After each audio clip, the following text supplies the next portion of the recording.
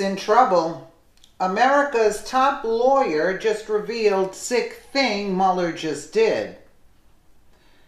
When you want to know how to fix a car, you call an auto mechanic.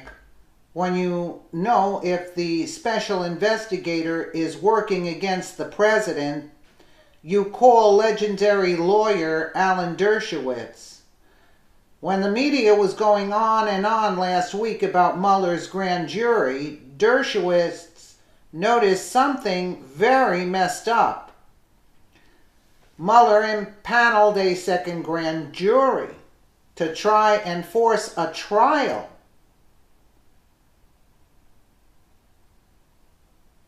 Now let me try and explain what Dershowitz was talking about. Apparently Mueller already had a grand jury impaneled in Virginia for the Russia investigation. Before it leaked, he has one in D.C. So why would he do this? The Virginia jury is only a few miles away from the D.C. one. Well, according to Dershowitz, there are not many places in the country where you can find a more left-leaning grand jury than Washington, D.C. 10 Dems for every one Republican. Because of this, Mueller has now created for himself the option of deciding where to try anyone the grand jury decides to indict. The petite jury, quote, would almost certainly have a huge bias against a Republican president and his associates in Washington, D.C. In reality, it is ridiculous to have two different grand juries for a single investigation. He did not need the D.C. one to issue subpoenas. The Virginia one has that power too. What it means is that they will both not be receiving the full scale of evidence for the case. Do you think Mueller has proven himself to be remotely fair or unbiased in this case? Should he be replaced with someone more suited for the job?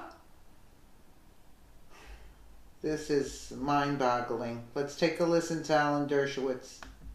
Constitutional picture. The president could have told Comey, you are commanded, directed to drop the prosecution against Glenn. The president has the right to do that. Comey acknowledges that. He says in the statement that historically, presidents have done that to the Justice Department. But in the last few years, we've had a tradition of separation. But that tradition doesn't create crime. Remember also what the president could have done. He could have said to Comey, stop this investigation. I am now pardoning Flynn.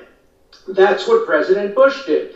In the beginning of the investigation of Casper Weinberger, which could have led back to the White House to the first President Bush on the eve of the trial pardoned Casper Weinberger, pardoned 6 people, and Special Counsel Walsh said this is outrageous. He's stopping the investigation. Nobody talked about obstruction of justice. You cannot have obstruction of justice when the president exercises his constitutional authority to pardon, his constitutional authority to fire the director of the FBI, or his constitutional authority to tell the director of the FBI who to prosecute, who not to prosecute. So let's get out of the weeds and let's look at the big...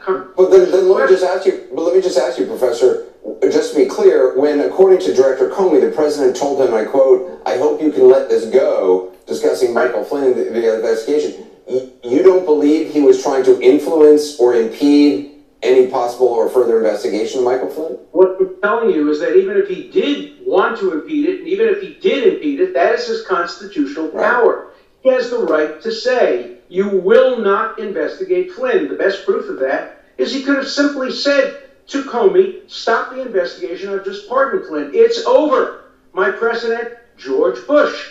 He pardoned Weinberger when Weinberger could have easily pointed the finger back at Bush. I want to get Jeffrey's take on your argument. I mean, respectfully, I could not think Alan is more wrong. And the simple response is Watergate. I mean, under Alan's theory... Let me finish, Alan. Let me finish. Under your theory, the president, since the FBI works for the president, he can tell them to do anything they want. Well, in Watergate, the President Nixon and they conspired, they made an agreement to stop the FBI investigation of Watergate. Was that a constitutional authority? No, it was a crime. Several people went to jail, and the House Judiciary Committee voted to impeach President Nixon over it. So, yes, he could have pardoned him, but he cannot obstruct justice. Well, you're saying impeachment is different than... Impeachment is political. There's no judicial review of impeachment. You can impeach a president for jaywalking, and nobody can review that. I'm talking about, was there an obstruction of justice? I have to tell you, and I wonder if you would agree with me, Jeffrey, if you and I were called as expert witnesses in an impeachment trial of President Trump, and we were asked the question, has President Trump committed an obstruction of justice by pardoning Flynn, or by firing Comey, or by telling Comey not to investigate Flynn? My answer as an expert on the Constitution would be absolutely not. He didn't commit an obstruction of justice. Now, you, Congress, you can impeach him if you don't like what he did, if you think it's obstruction-ish, or it would be an obstruction if he wasn't the president, but you cannot say it's a crime. It's simply not a crime for the president to exercise his constitutional authority to pardon, to direct the FBI. It wasn't a crime when Thomas Jefferson directed the Attorney General what to do. It wasn't a crime when Lincoln did it. It wasn't a crime when President Obama... Alan, I think you're coming up with all sorts of interesting hypotheticals, but I think, it is well established that the President of the United States cannot engage in corrupt acts designed to protect his political interests and use the FBI to advance those political interess and obstruct justice. I just think that's so basic. As long as he doesn't destroy tapes, as long as he doesn't fail to comply with a subpoena, as long as he exercises his constitutional authority, he cannot be prosecuted for exercising his constitutional authority. I want to bring in Blair. This is serious, folks. Then if that's the case, why didn't Trump just pardon Flynn? This is this is mind-boggling.